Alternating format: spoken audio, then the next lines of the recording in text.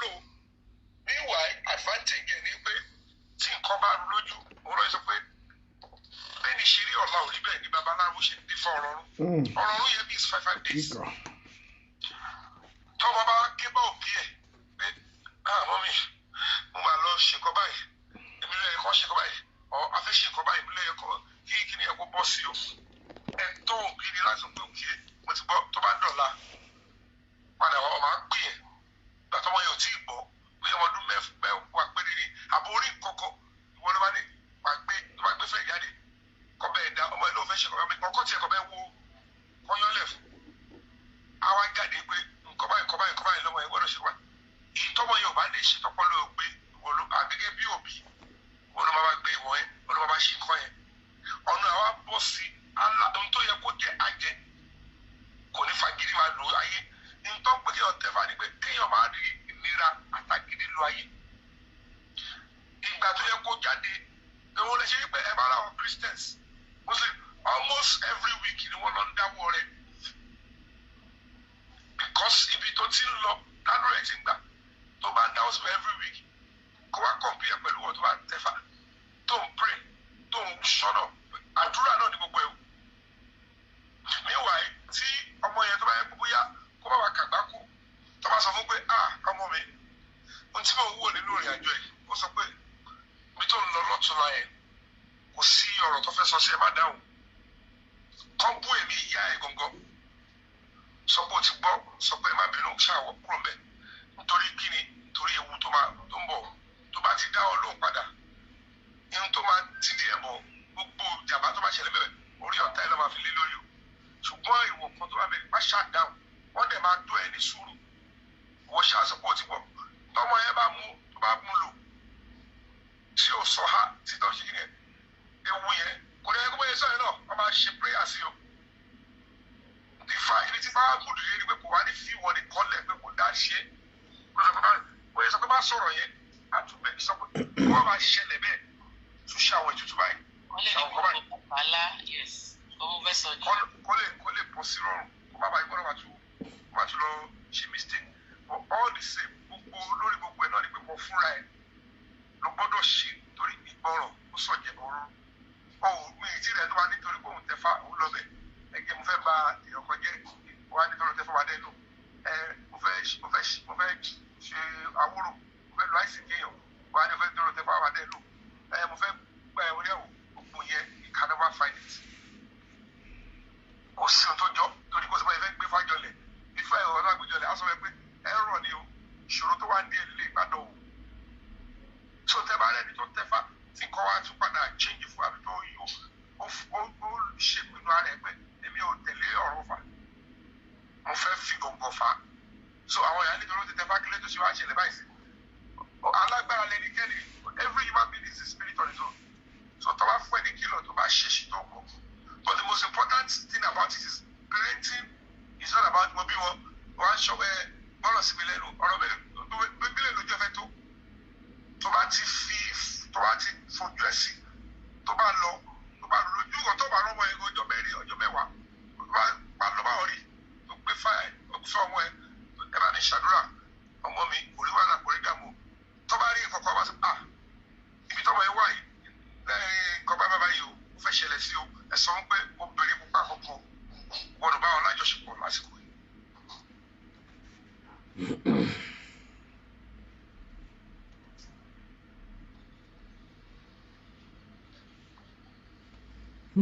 Okay, síbẹ̀ o. Fọ́sọ̀ ìfàlẹ́ ẹ sọ fún pé gbogbo ohun tó fẹ́ ṣe tó bá ti kọjá aago méje kò gbọ́dọ̀ jáde.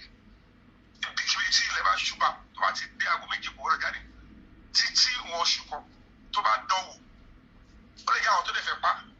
Wọ́n ti mọ̀ pé ó máa ń rìn ní òru ni. Táìmù tó lè rú ẹ̀ pa ní kọ́ka wọn lóru. So tó o bá bẹ̀ tí ìnáwó àgbẹ̀ ọ̀pọ̀ yìí máa ń gba bí ó máa wá wá ṣáà jáde ṣáà. Wọ́n máa jáde ó máa ń lọ lóru. Oṣù kan ẹ̀ wá ń try títí bí ẹ̀mẹ́rẹ̀ márùn-ún at the end of the day wákọ̀ ní ẹ̀wọ̀ àpáwọ̀ káwọn ọmọ yẹn ti dúró ẹ̀ta lélẹ̀ fún oṣù kan táàrí they don't understand life so kò sí wọ́n jọ wáyé mẹ́rin tó mo fọ́lọ́ bàbúrà ẹ̀ tó wá sọ pé mo sọ lé fẹ́yìn ọ̀tẹ̀ báyẹn ṣe kàn tí agbára àjẹlé sọ pé òun ní bàjẹ́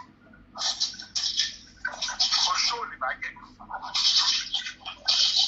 Anybody don't know what is about your own personal life. Àwọn òyìnbó àtàwọn tó fẹ́ gba agbára lọ́wọ́ Africans òun lọ ṣí wa kúrò lójú ọ̀nà bẹ̀rẹ̀ wọ́n ní ẹ̀sìn tí wọ́n ní ká máa ṣe. And at the end of the day, everybody abandoned ìṣẹ̀ṣe. Òun lè fi pé ẹni náà kọ́ máa ní mú òfò rìpọ́ọ̀tì ẹ̀. Àbáyé ìwé òbí mú lórí náà òkú ọlọ́pẹ̀ ló babaláwo ìṣoníṣègùn. Babaláwo is like pastor, is like an imam. Ṣé ẹni pé àdúrà ṣèrè sí kóso intermediary tó a ṣe rí àlọ́bí ìwọ́bọ̀ sára lé wàsálà as intermediary láàrin Christian and Allah. Yes, sir. Only what if the Ifa priest is a fraud? The pastor was fraud. Christian law was to get fraud. Papa was to get fraud. So, possibility she will see. The only thing at the end of the day, they have any power of it. How are you to do it? All about the best shit.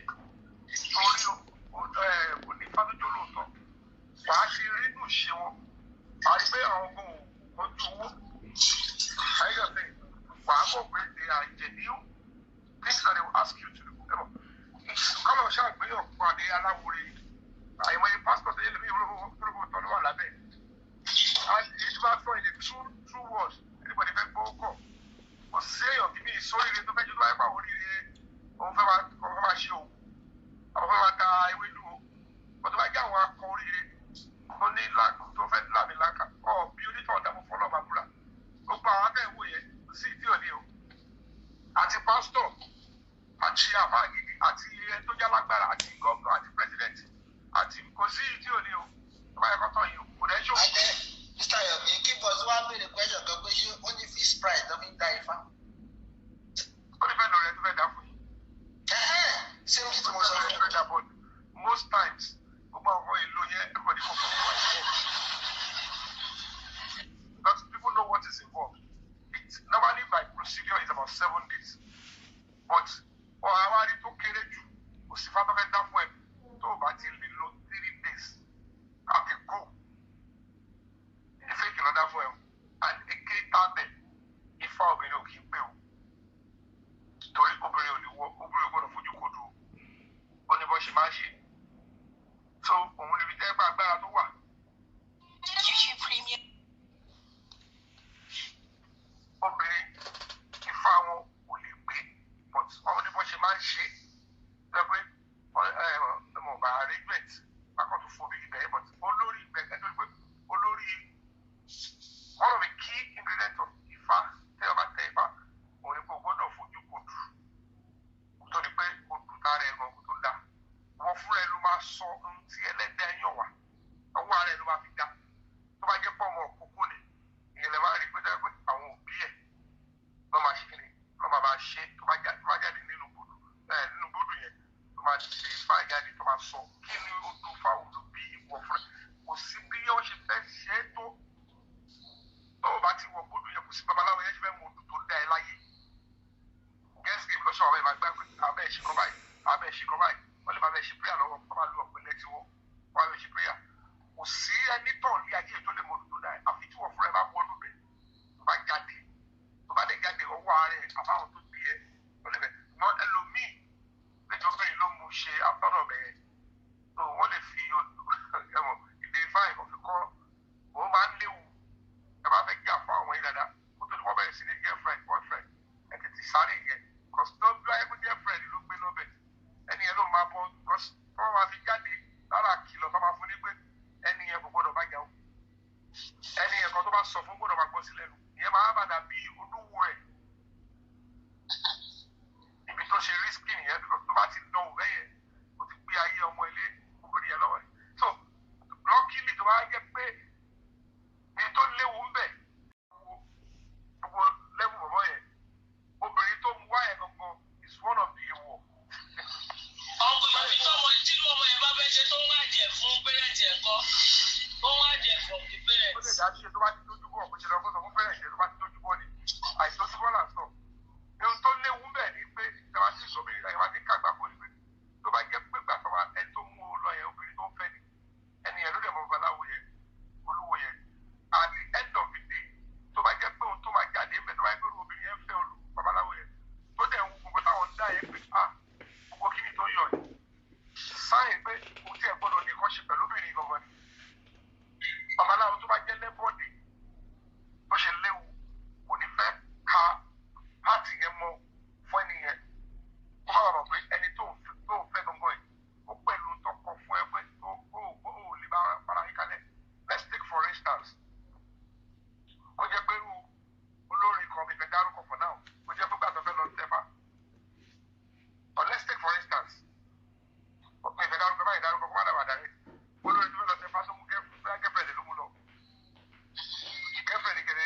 babaláwo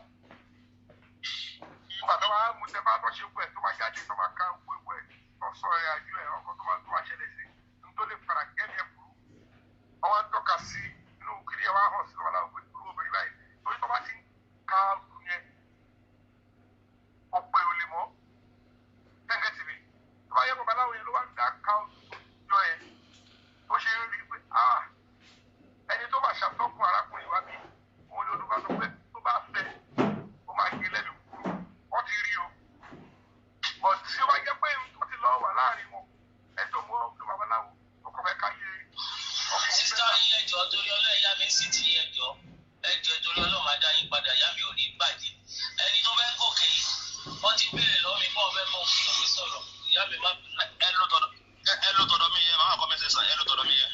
èèyàn bíi ti yín ló ń bọ̀ mo fẹ́ kẹ́ ẹ mọ̀ ọmọ pàdé ni tí o ti ṣe ẹni tó ń bọ̀ náà.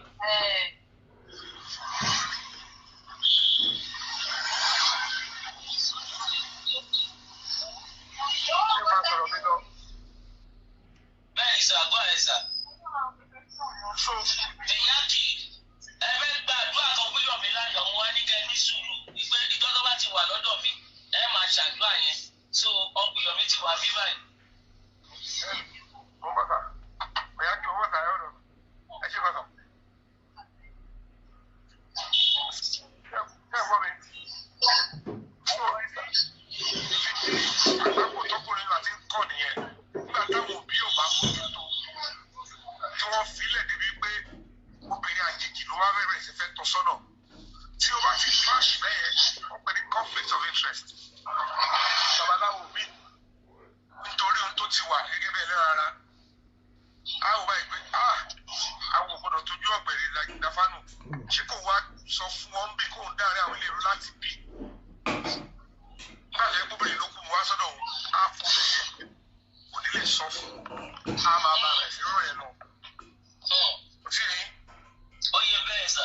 torí a ò báyìí pé ẹnu wo ló bẹ́ẹ̀ fi sọ obìnrin tó ń bá sábọ̀ kú tọ́ ni òun ló máa ń jẹ́ pé tẹ́yẹ̀ bá pẹ́ gẹ́gẹ́ bí abiyamọ tó gbìyànjú lórí ọmọ tó bá ti lọ jẹ́ kí ọkùnrin ó gbára sọ̀rọ̀ lóbìnrin dálẹ̀ wọ́n lè kó ìwàyà so bẹ́sítì asọmọkùnrin asọmọ tí yọba bí before kó tó bẹ̀rẹ̀ sí í ṣe àṣemáṣe nínú ayé kó tó bẹ̀rẹ̀ sí í fọwọ́ kan tí yẹ kó kọ́ jẹ́wọ́ kó ti sàṣìgì nù àti ṣùgbọ́n tó bá ti tètè mọ̀rin àjọ ẹ̀ bọ̀wọ̀ fagbà máa ṣiṣẹ́ báyìí iṣẹ́ báyìí ló lè ṣe nǹkan báyìí ló lè máa jẹ nǹkan báyìí tó bá ti maintain yẹn just like the bible àwọn churches yẹn náà white garment wọ́n máa yẹ̀ wọ̀ wọ́n á lọ sọ fẹ́lẹ́ mi pé wọ́n ní wọ́n máa wọṣọ pupa gbogbo ẹ̀ náà it's still the same power lẹ́lẹ́mí translate wọ́n á pẹ̀lú orúkọ mi wọ́n ní pẹ̀lú orúkọ fa wọ́n á pẹ̀lú orúkọ ẹ̀ nínú inú ẹ̀mí wọn wọ́n á dẹ̀ máa fi jíṣẹ́ yẹn it depends on ọlọ́run bó ṣe pè kọ́ ẹ̀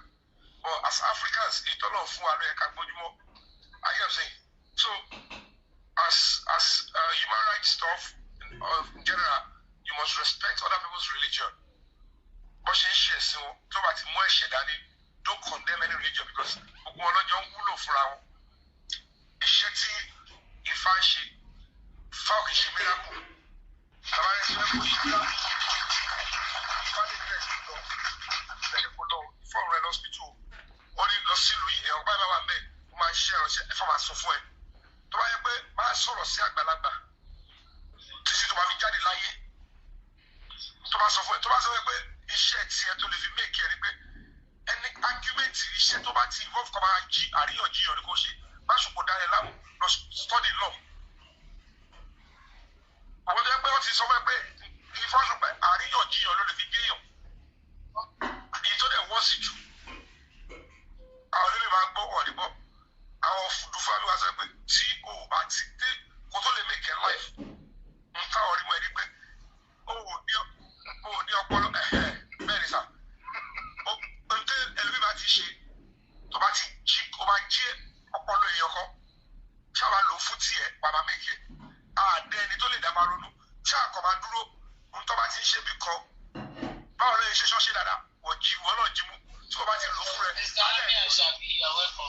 so that's many things tí wọ́n kàn lè sọ pa ọ̀rọ̀ yẹn so bọ́ọ̀ yẹn pẹ̀lú bíṣọ̀ tó gbé jáde is not ọ̀rọ̀ ṣẹ́ṣọ́ ó rí mo ṣe àṣẹ tó wà bẹ́ẹ̀ ni pé ẹni voice note tó tẹ̀lé tó tún wá ti yá ẹ̀ àmọ́ tó ṣe yíyẹ fi lè wọnú irú àwọn ègún bẹ́ẹ̀ yẹn ìyá mi àárò tó bá gégún yẹn tó bá sọ ọmọ yẹn tó bá tiẹ̀ ó máa ṣe kò ní ṣe o kọ́ṣà lè rí pé òun bínú sí ó lè má bẹ̀bẹ̀ ó lè má dé inú ẹ̀ pé kí nǹkan kò ṣe ṣùgbọ́n tó bá dé wọn sọ pé kó lọ bẹ̀ yẹ.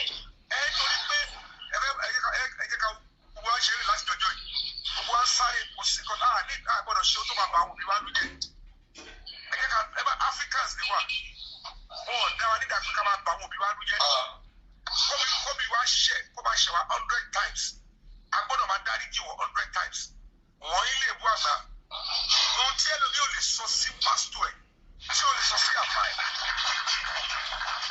á lè pàwọ́ òbí ẹ̀ àti ìjàpálà wọ́n rò gbogbo ní consequence òbí mi lè má ṣe pé ṣùgbọ́n nínú ẹ̀ lásán ìkoronú òbí yẹn ó máa dá sẹ́rí àfọ̀ even kóbi yẹn ti kú so it's always very important so ẹ ti lọ sáà oye kọ́ bọ̀ sọ. bẹ́ẹ̀ sà. So what very very important. Bẹ́ẹ̀ni ọ̀hún ni. So ìyá ẹni rẹ̀ kú bí àwọn bínú wà láti wọ̀ ṣùgbọ́n àṣẹ wà.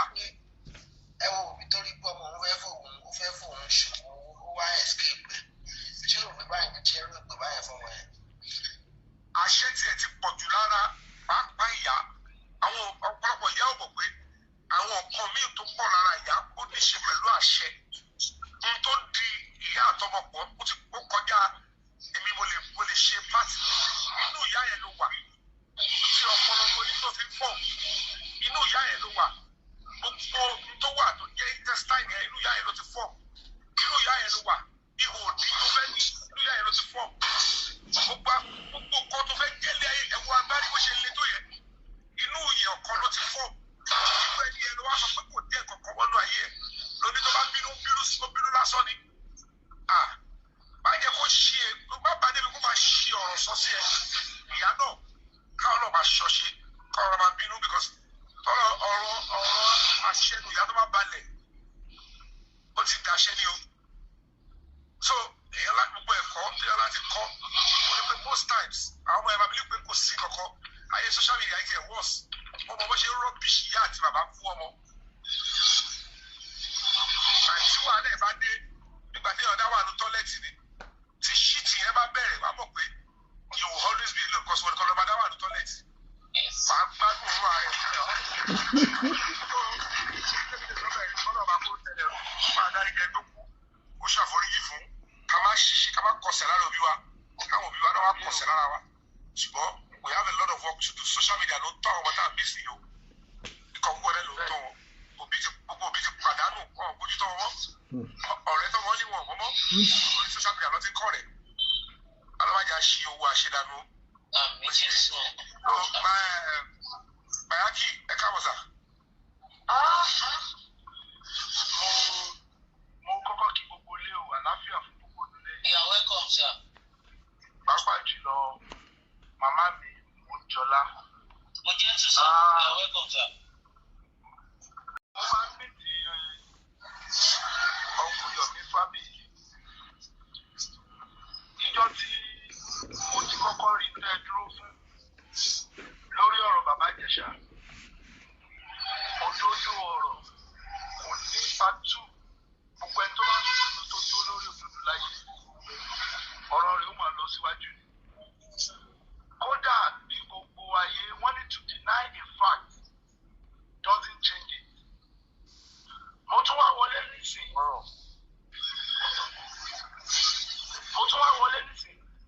Mo tún wá bá a bẹ́ẹ̀. Mo fẹ́ ṣe àdúrà fún yín láti lọ́dún mo ti wà yé. Àdúrà tẹ́lẹ̀ kankan ò bẹ̀ mí. Tí mo ti nígbàgbọ́ pé Ọlọ́run gbà. Àná mi ò máa gbọ́mọ mi Mọ́jọ́lá mọ̀ yé mi. Lórí péjì kan láti pàdé. Akọ̀rẹ́ tí wọ́n wá ń ṣàdúrà fún yẹn wá ṣàdúrà fún yín. Méjì kọ́ àmì ìdíwà tí péjì mọ́ mẹ́rin Mọ́jọ́lá rí. Ìní ìná láì wá tí péjì wọn láyé. Yes, ẹ ti bí rí bẹ́ẹ̀. Now,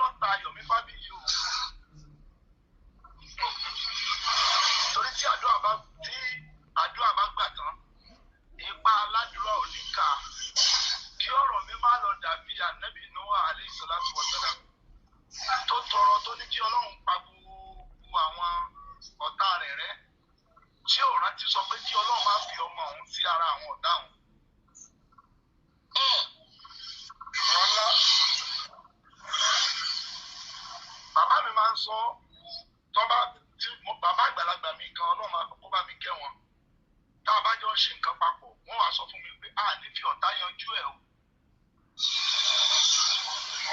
ìtumọ̀ rẹ̀ ni wípé gbogbo ẹni tó bá tọrọ fún táṣe ọ̀rọ̀ bá gùn tájú àbáṣetán sí òmò gbà wọ́n ní iná kò mójú ẹni tó dá o. èmi ni mo dáná yìí mo lè kó sínú ẹ̀ ipá rẹ̀ ò lè ká o. ẹni tó ṣe ìbọn tó bá dájú ẹ̀kọ́ á pa o. ẹni tó rọ ọ̀bẹ tó bá dájú ẹ̀kọ́ á bù o. bí àṣẹ ọ̀rọ̀ ṣe rí nìyẹn àṣẹ ọ̀rọ̀ tẹ́ ẹ rí yẹn gbogbo ọ̀rọ̀ láyé ló ló ń kà níbi tí ọkùnrin Yomi Fabiyi ti bẹ̀rẹ̀ ọ̀rọ̀ tàbí tí mo bá nígbà tí wọ́n ń sọ̀rọ̀ lọ lórí ọ̀rọ̀ Ifá ọ̀rọ̀ òǹkà ni Kùránì dẹ̀ jẹ́rìí ẹ̀ Ọlọ́run ní wà á sọ fún làṣẹ yìí ádàdà gbogbo tóun dá láyé ló ní òǹkà ọjọ́ ayé ṣe ló ń kà lọ́jọ́ ẹ̀mí lọ́jọ́ àṣẹ ní gbogbo nǹkan ṣe ló ń kà in tó bí chemistry tó bí physics tó bí gbogbo ẹ̀ nìyẹn òǹkà ni ọjọ́ mi nìyẹn mi fẹ́ fi waste time wájú àwọn tọ́pìkì mi nìyẹn òǹkà ní computing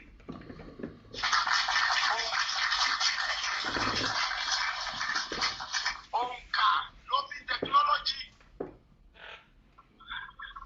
ìdí nìyẹn tó ṣe máa ń sọ wípé dandan ni má tà ní English ọ̀dọ́ òun àtúmọ̀ rẹ̀ tán fún wa. Math kẹ̀kẹ́ ló wà in most important. English is a medium of communication láti ṣe kíni láti fi rí bí express ara rẹ̀ torí society ibi tá a ti bára wa. In other countries tó bá fẹ́ sọ pé wà learned in any field of study ó gbọ́dọ̀ mọ ìṣirò òǹkà ìṣirò rẹ̀ nínú kéwú náà òun ni wọ́n ń pè ní hajjad kí wọ́n á gbé kúrò láti kọjá nǹkan kékeré nínú ọ̀rọ̀ tẹ́ ẹ sọ mo já sí ibi kí tábà ìtarọ́ èèyàn mo sọ̀rọ̀ lórí ọ̀hún gbogbo ọ̀nà tí Ọlọ́run bá gbà contribute sínú ìgbésí ayé rẹ tó fi ní ability láti máa ṣe nǹkan tó ń ṣe tó bá dúpẹ́ fọ́lọ́run àfi kó gbọ̀nà bẹ̀ dúpẹ́ mo tó tún repeat ní ọpẹ́ òbí ọpẹ́ tí ọmọ dá fún òbí rẹ̀ ọpẹ́ ayérayé ni kódà bí wọn ò ṣe dáadáa sí kódà bí wọn ò rò dáadáa rò ṣé wọ́n ti jẹ́ kó wáyé náà èèwọ̀ ni fún ọmọ láti tàpá sóbì rẹ̀. ǹjẹ́ ẹ mọ ìdí tí Moses tí òkè fi ṣọwọ́ rẹ̀ gan ló fi pa Fáráò bí Fáráò ṣe burú tó torí wípé ó ti jẹ́ ó ti mú lábẹ́ rẹ̀ ẹ̀kọ́ kan lọ́wọ́ wa bẹ́ẹ̀. ọ̀hún bẹ lórí Mùsá lórí Fáráò kò lọ́nà ní kankan kó ní ọ̀pá tó dejò yẹn kí Mùsá rán ejò yẹn kó lọ pa Fáráò mọ́jú. Mùsá ò fọwọ́ ara rẹ̀ pa Fáráò. Iṣẹ́ ọwọ́ Fáráò àti ìṣòro Fáráò ló pa Fáráò. Gbogbo ẹni tó bá ti ní ìwọ̀ lórí ẹ, ó ti. Bí èdè sọ ìlú ẹ̀ lọ náà, torí àdúrà mo wá ṣe bí èmi èèyàn tẹ́fẹ́ gbé wọn tó kọ̀. Sọ́dẹ̀ ẹ̀ka tó gbàgbà yìí bí yá.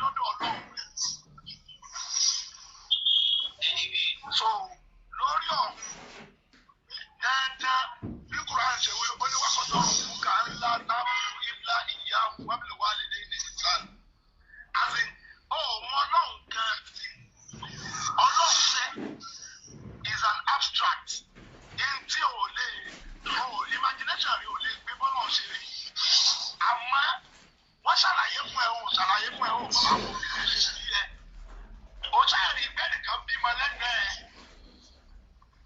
Ó ṣàrí pé wúrẹ́ bímọ ní àdúgbò yín orí gbàgbọ́ kan bímọ. Kọ́kọ́ lọ rò ó, gbogbo bó ṣe lè rò ó tó lè ní láti fi nǹkan tí ò sí, láti fi àtọ̀ omi ẹ̀gbin ló ti wá. So ẹni tí Ọlọ́run wá gba ibi tó gba ara rẹ̀ jáde, ibi tó gba ara rẹ̀ develop gẹ́gẹ́ bí ọkùnrin mi fẹ́ tún rí létí ni. So ìwọ òbí lára ọmọ nínú tọ́mọ kọ́kọ́ máa ń yẹ tí ó máa ń yẹ rí ṣé ẹni tó ń pè ní DNA yẹn ní ọ̀hún ńláńlá nìyẹn. Ní tó já sí wípé kò ṣeé jẹ́jì láyé. Kí wọ́n ṣe chemotherapy kan ṣe gbogbo ẹ̀ káyọ̀ gbogbo ẹ̀jẹ̀ tí ń bẹ lára èèyàn. Kí wọ́n fi ẹ̀jẹ̀ ẹlòmíì sí DNA kò ní jẹ́jì. Ẹ̀kejì, ó ti gba identity wọn, ọmọ alágbájá, ó gba sọ́ọ̀nì, ó gba genetic hereditary wọn. So òbí ó lágbára o, bọ́bí ṣe wá lágbára tó yẹn náà ni òótọ́ ni ní gbogbo ọ̀nà téèyàn bá gbàgbé àǹfààní. Kódà kí ká má bàa máa jẹ ọ̀hún. Ọkùnrin ọ̀rọ̀ yìí mo fẹ́ sọ̀rọ̀ téèyàn bá answer question tán ní yunifásitì, wọ́n wà ní kó mú reference wá. Ọ̀hún náà ló bí copyright. Iṣẹ́ oníṣẹ́ a kì í jẹ́. So ọ̀hún náà ni ó gbé ọ̀pọ̀lọpọ̀ wọnú náà. Tọ́pìkì tó fẹ̀ ni ìfẹ́ jẹ́ ká fi da gbogbo ọ̀rọ̀ rú. Ṣùgbọ́n lórí ìyá, lórí tòbí, bàbá àti ìyá ọmọ, kódà kí wọ́n máa ro kúrò ọ́. Ẹ̀rí nǹkan tí Ábúráhámà ṣe ni lẹ́yìn ìgbà tí wọ́n sọ sínú náà. Ó tún tọrọ àforíjì fáwọn. Lẹ́yìn ìgbà tí wọ́n sọ sínú náà. Wọ́n ti attempt láti pa, wọ́n ti ẹ̀sìn pa Ọlọ́run ní òpá. So wọ́n ti kọ̀mítì ìrẹ́lẹ̀ sí láti dá ẹ̀mí rẹ̀ lógbòdò. Tòun ti bẹ́ẹ̀. Ọlọ́run tún kọ́ ọ máa ṣe wípé ọ̀ọ́dún ní sẹ́pẹ̀ fún wọn sẹ́, wàá tún sọ pé kọ́lọ́run fún ọ̀nà mọ̀ wọ́n ni, wàá tún ní kọ́lọ́run foríjì wọn ni. Ó tún wá ṣàdúrà níbi òun ló kọ́kọ́ kọ́ nínú ètò ti ṣẹlẹ̀ sánàbí Noah, àtúrà ànábì Noah wá before ànábì Ibrahim. Ó ti wá mọ̀ pé ànábì Noah ní ti ká ṣinú bí ká ṣe àdúrà ṣe ó pàdánù ọmọ rẹ̀. Ànábì Ibrahim wá tọrọ wípé kí gbogbo ọmọ òun o, gbogbo tóun gbé bó ṣe ṣe òun tó ṣe òun lónígbàgbọ́, tó ṣe òun lẹ́ni tó súnmọ́, tó ṣe òun lẹ́ni tí ń ṣe ìṣe rẹ̀ yìí.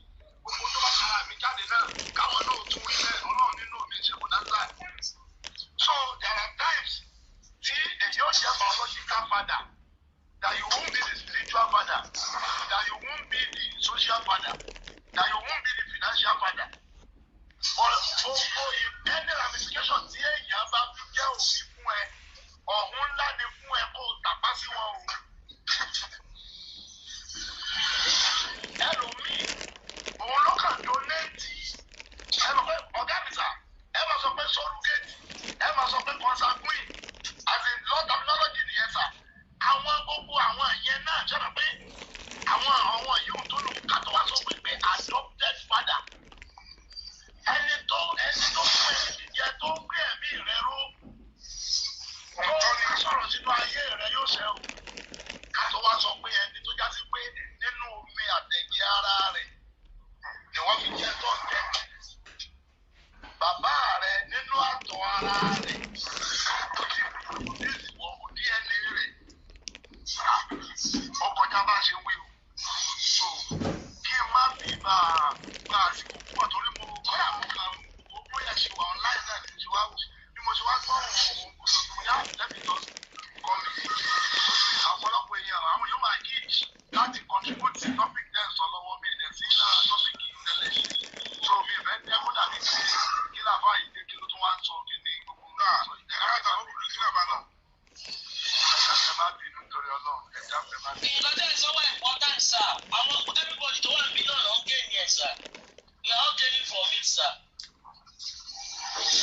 So we see that my shop we are àti Míríyàgò. Fúndì eléyìí, Uncle Yomi wá sọ̀rọ̀ kan lórí ọ̀rọ̀ ìṣẹ̀dá. Gbogbo ayé náà ní ọ̀nà tí wọ́n ń gbà wo ìzáàbù náà ní ifá. Ilé àbúrò ó máa yẹ ẹlòmíì lè sí. Rọ́lá. Òun náà ṣe rí níbi òǹkà táwọn ìmọ̀ òǹkà. Òun ló bí astrology, òun ló bí astronomy, òun ló bí chemistry, òun ló bí physics, òun ló bí geology. Torí wá sọ̀rọ̀ trigonometry, they will tell you about meter, miles, kilometer, gbogbo kíní yìí òǹkà ni. So nǹkan kan àṣẹ kankan ò ní dún lára kíní kan láì kò já sí wípé lára òǹkà ni. Ìmọ̀ ni lọ́tọ̀. Ẹ̀rọ astrology. There was a day, there was a time. Èmi kàn ti ẹ̀ṣẹ́ bí eré ni mo consult astrologist kan, Jenna lórúkọ rẹ̀. Ó kàn ní kí n mú date of birth mi wá pé tí mo bá lè wà specific lórí time tí wọ́n bí mi. Àti tí mo bá mọ̀ time tí wọ́n bí mi sáyé àti date of birth mi kí n send ẹ̀ sóhun. Ó dẹ̀ take it 2 days. Ó dẹ̀ ṣe reading fún mi. Bí mo ṣe develop láti kékeré láti 2 months. Ó dẹ̀ sọ gbogbo ẹ̀ ọ̀pọ̀lọpọ̀ àwọn kíní yẹn mò ń bi ìyá mi wípé ẹgbọ́n nígbà tí mo gbé ọmọ 2 months àwọn kíní báyìí ṣẹlẹ̀ sí mi. Ẹgbọ́n nígbà tí mo gbé ọmọ 1 year ẹgbọ́n mò ń lẹ tí mo kìí. Ọ̀rọ̀ ní o mi kò tẹ̀ ẹ́ kí n sọ̀rọ̀ yìí púpọ̀ lórí ibi torí orí afẹ́fẹ́ là wà.